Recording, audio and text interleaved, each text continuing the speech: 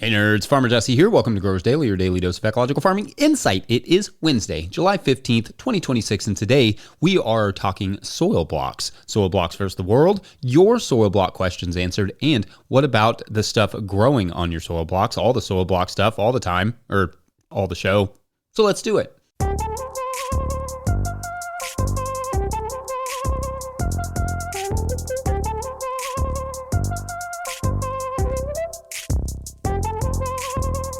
All right, happy Wednesday, everyone. I hope you all are doing well. Obviously, the theme of today is soil blocking, and I'd be curious to know how, if you've been doing soil blocking this year, how that's been going for you. Let us know. I had the privilege of learning to soil block from the get-go when I started farming, so it has never seemed super weird to me. It was how we did all of our starts when I was an apprentice. So it was always kind of just the thing we did. Much later, when I tried cell trays for the first time, I was like, yikes, no thanks. They were way faster to load, obviously, no questions there, but the starts just did not do as well as the soil blocks, and getting them out was a pain. It just wasn't my thing. But sometimes when you start on cell trays and then you try soil blocks for the same time, you probably have a similar impression just because it's very, very different. And that's why you see so many pro growers using cell trays successfully. But since I learned on soil blocks, that has always kind of been what made the most sense to me, and I just love the product. Anyway, that'll be the subject today, soil blocks, but as is typical of our Wednesdays, it will be a compilation episode of older segments. I like these compilation episodes. They help kind of gather all the info into one place that we have kind of spread everywhere. So anyway, I hope you all enjoy.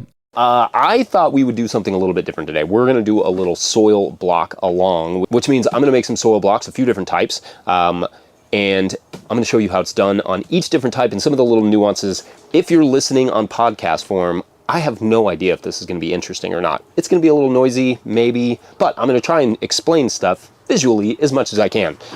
Anyway, let's start with the key part of making soil blocks, which is the soil mix itself. In my opinion, without question, the number one thing people mess up about soil blocking is the moisture level. They get it too dry more often than not, which means that they just sort of crumble. You want it kind of the consistency of oatmeal is what they say, just where you can squeeze a lot of moisture out of it. What I always say is you want at least one or two good little puddles in the bottom.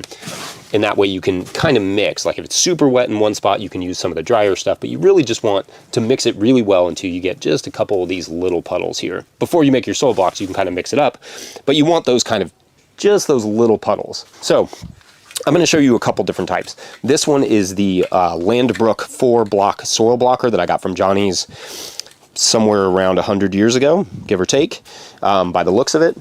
And this one, you know, they come in 4, and I think we have a 6-block maker. They also do a single block maker. And this is how it works. Basically, when you're using these hand blockers, the easiest thing I've found is to use the side of your barrel to kind of just press all the soil mix in there that you can, right? You're just using the side, you're putting pressure there, trying to get as much as you can, right?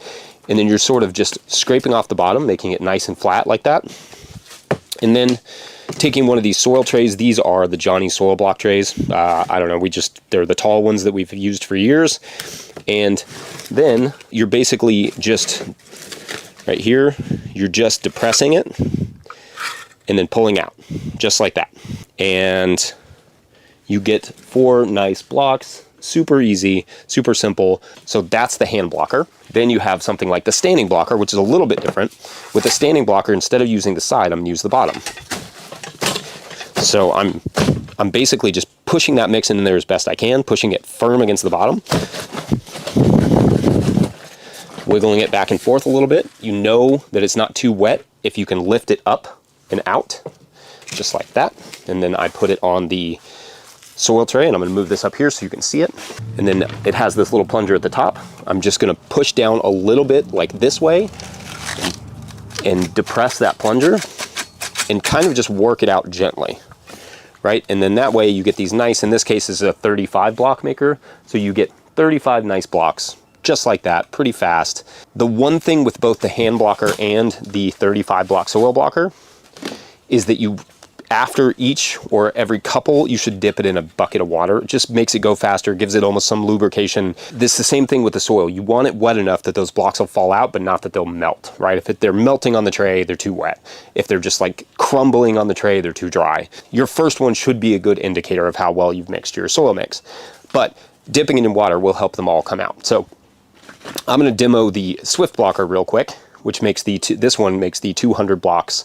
It's from Swift Blocker, one of my favorite tools that's come out over the last few years, and I use it all the time. So we're going to do that real quick. I have same tray. Sorry again for the podcast listeners if this is not interesting. This one gets really scrapey, so just fair warning.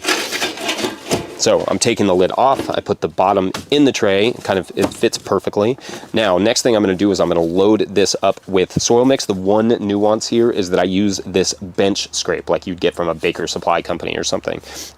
This is just going to help me get the mix into all the crevices, especially those corner blocks, and then scrape it off and put it back in the wheelbarrow. And then I'm going to use the top to depress the soil blocks out. So here's what that looks like.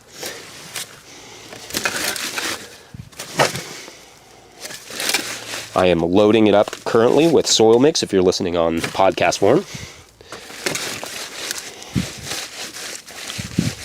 I have no idea what that sounds like to you. And then I'm going to scrape it in, try and pack it into those corners. Kind of go back and forth the bottom of the bench scrape.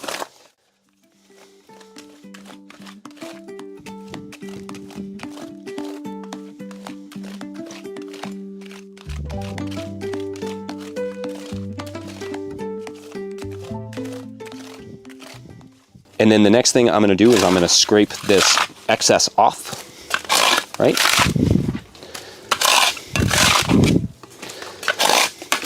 And the biggest thing with scraping the excess off is you want to make sure there are no sticks sitting on top of the actual grid, because that will clog the Swift Blocker. It'll make it impossible to really plunge them out well. So the cleaner that is, the easier. And then we're going to put the top on. Right? We're going to go back and forth just like so. Takes a little bit of muscle in your hands, but after a while you get the hang of it, and you just go back and forth until it comes all the way to the top. You're going to pick it up, tap both sides, and then just lift. And there you are, 200 blocks.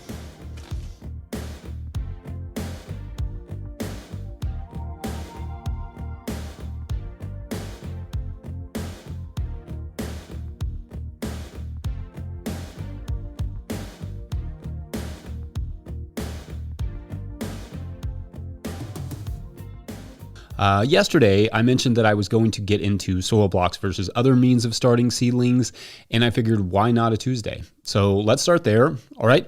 In terms of market gardeners, there are three main types of seed starting trays.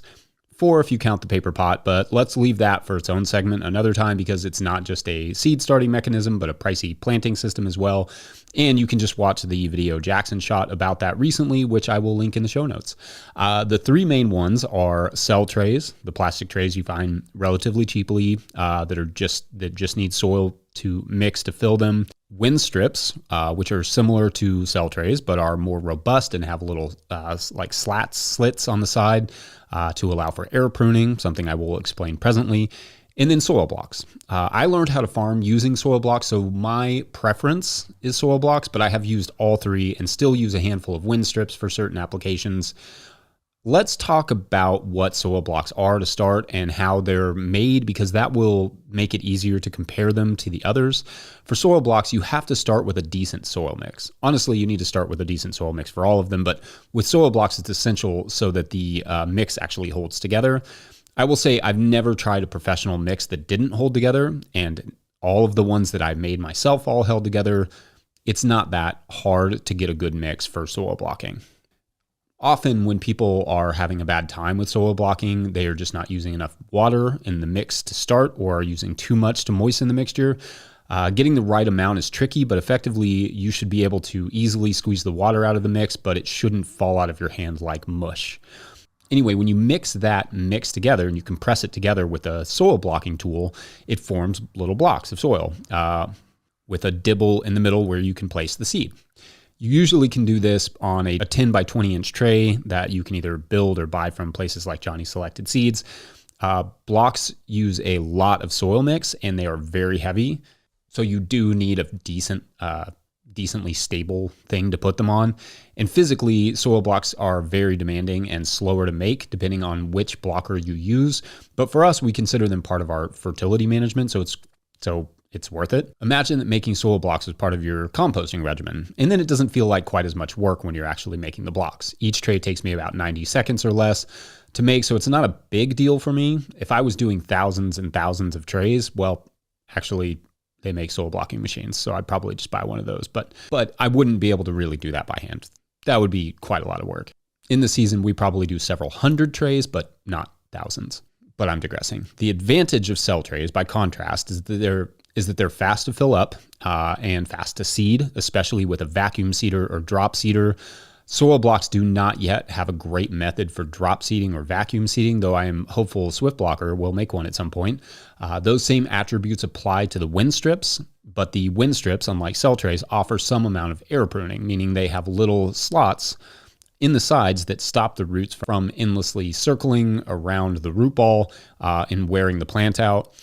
For both wind strips and cells, you also have to think about popping, literally popping the plugs out, whereas with soil blocks, you can just pull them off the tray. There's no popping needed. Popping adds a whole other step to the process. Though with the right tool, a popper, it's not that bad. One place cell trays and wind strips definitely are better than soil blocks is that they are easier to carry around. I have a system for carrying 3 trays of soil blocks at once, but any more than that, and it's not really possible without crushing the plants. I mean, I usually just throw them all in my wheelbarrow anyway to take them to the field, so it's not a big issue I run into a lot, but there are definitely times when I need to carry more than I can carry, and it requires multiple trips. So, that's an advantage to cell trays, is you can easily carry 4 of those with 2 in each hand. Roots do touch in soil blocks more than others, but that's really only a problem with certain crops like cucurbits. So for those, I use the wind strips. People ask if the blocks all melt together, and they do not. I do a demo every year where I make a fresh soil block and I toss it in the air immediately and water it immediately to demonstrate. Now, you don't want to heavy shower them right off the bat, but if you miss them lightly for a day, you're good to go. The water's not going to beat them down too badly. Also, there is not a dangerous level of compaction so long as you are using a good mix with a sufficient aeration element and keeping them adequately moist. They seem to require more water than cells, the soil blocks do, but I find the wind strips dry out faster than both of those with overhead watering. All of those work fine with bottom watering, but if you're just overhead watering, soil blocks need a little bit more water than the other two. Wind strips can dry out very easily though, and it's sometimes hard to even notice because it's underneath where all those little slats are. Or slots or slits, I don't know what to call them. Soil blocks also need less hardening off in my experience before you put them out into the soil, though hardening off is still a good idea no matter how you start your plants if you can. Farmer Claire Coleman here from the Winter Growers Podcast. Did you know that I also founded Real Farmer Care, a nonprofit that supports farmer well-being? From my own experiences farming, I knew firsthand that this type of support was missing from ag, so I decided to do something about it. As of today, there are over 500 farmer recipients of a $100 self-care award, with more applying daily. If you'd like to help, each $100 donated supports one new farmer. Visit realfarmercare.com to donate and learn more. Again, that's realfarmercare.com. All right, so I said I would answer all the soil blocking questions I could on Friday, so that's what I'll do.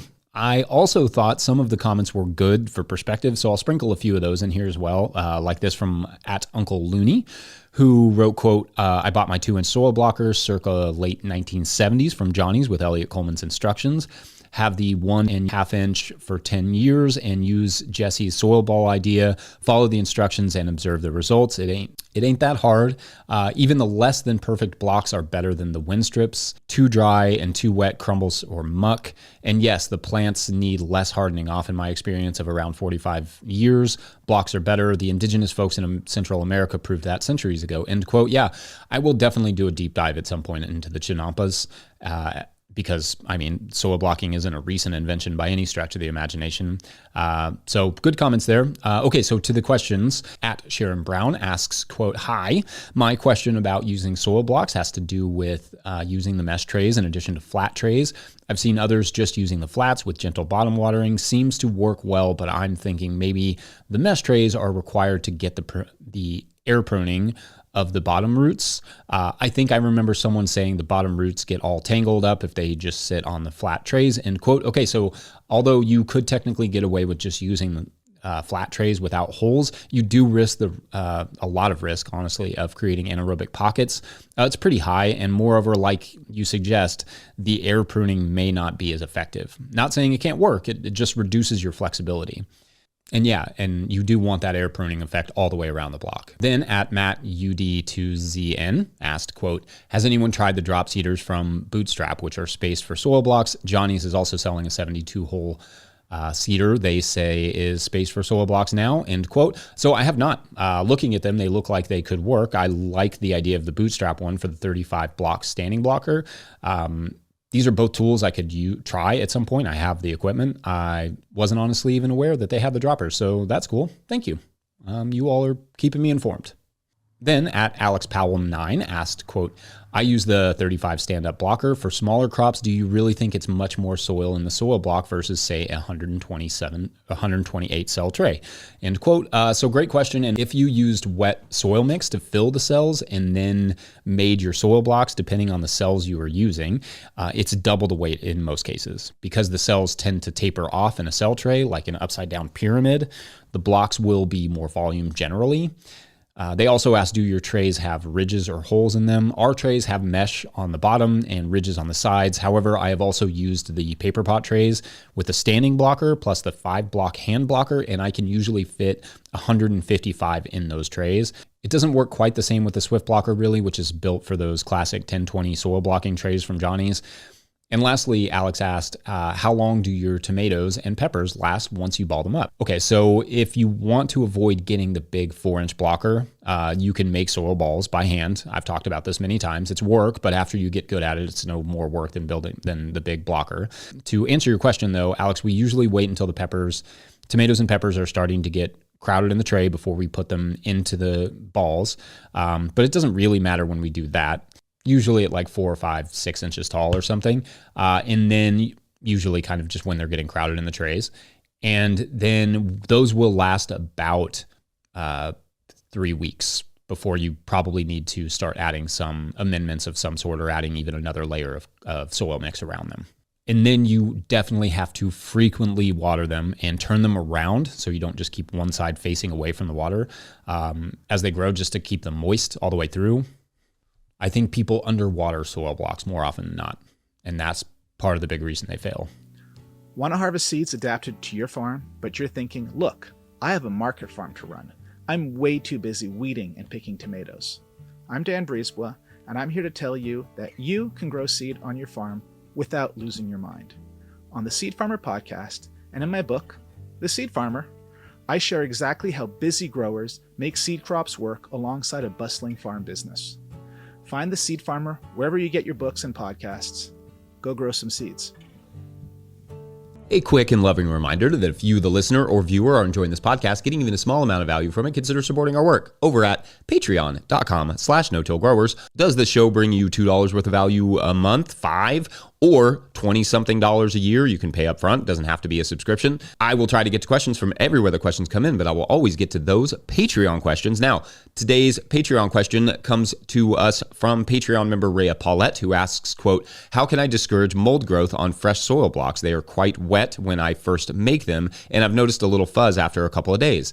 I started a fan blowing over the trays, hoping that will help, end quote. All right, great question here, and I'm sure this is something that a lot of growers are seeing right now, especially on crops that are in blocks for a long time, like tomatoes, peppers, etc. But it can just about happen on any crop. First, lots of stuff can grow on the tops of soil blocks. Algae, molds, mushrooms, slimes, all the things. Some are more threatening to the plants than others, and many things, like some algae, can actually be somewhat beneficial to your soil, with some notable caveats. In general, if you don't want fuzzy white things growing on your soil blocks, ventilation is a big part of reducing them, so that fan is probably going to be key. The fan does not have to, or probably should not be, blowing directly on the blocks themselves.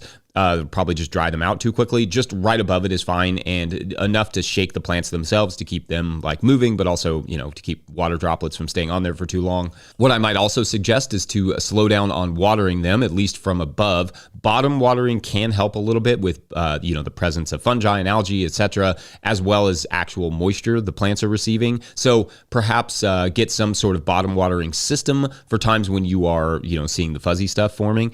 Direct sunlight can also help a bit, depending on the growth, like help reduce that fuzziness. Sometimes setting them out in the direct sun itself on a table can clear that up a little bit too with the white molds. But the reality is that in greenhouses, we are creating some of the perfect conditions for molds and slimes and algae, etc., to grow by providing the shade, the growing material, and the consistent moisture that they need. For the most part, that should not affect plant growth, but there are a lot of different slimy growths out there, so I don't want to, put that down as some sort of like blanket statement. And like I said, algae are largely good, or at least neutral. Though one thing I've seen in the greenhouse is that algae, slimes, etc., can create like hydrophobic layers on top of the soil block that will repel the above watering, which means that the soil block does not get saturated enough. It actually feels somewhat dry when you pick it out. Like the top will be really moist where the algae is, but the bottom will be like dry, which the plant roots, not a big fan of that. That's where the bottom watering will also come in handy. But if you want to take a fork or something and even scrape across the top of the blocks, to scrape a little bit of that algae, break it up a little bit, I think that wouldn't hurt. It's a lot of work, but on a small scale, that would be possible. You will also hear people say it's caused by overwatering, but that's not strictly true. You could start the same crop and water it exactly the same way in 2 different trays with 2 different soil mixes, and one will get surface growth and the other won't. So it's not necessarily because you're overwatering it.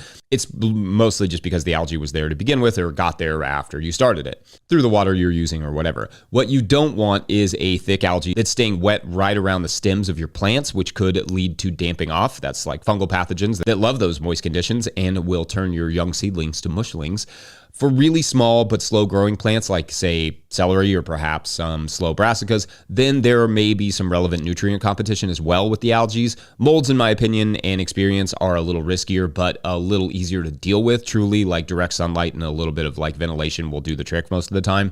Algae are a little less concerning in the short term, and adding some algae to the soil block to the soil with your transplant can be a good thing. Soil likes that. But for plants that will be in the block for a while, it's worth making some changes to your system to address the issue.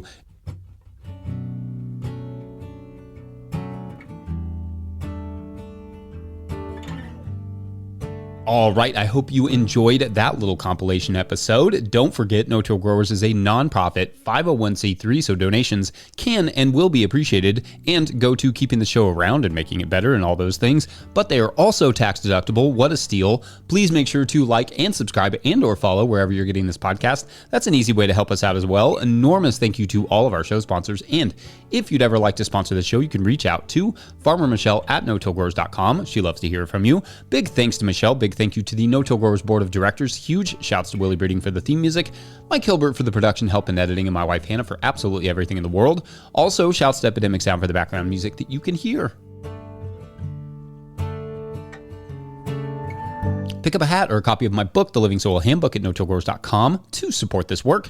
Big thank you to everyone over there at patreon.com/notillgrowers, where at a certain level, or if you just bump up from one level to another, or you sign up in the month of July, you get a shout out on the show. But for, again, reasons that will make sense next week, no shout outs or story today. You'll just have to wait. You can do it. I believe in you. Anyway, thanks for watching. We'll see you tomorrow. Bye.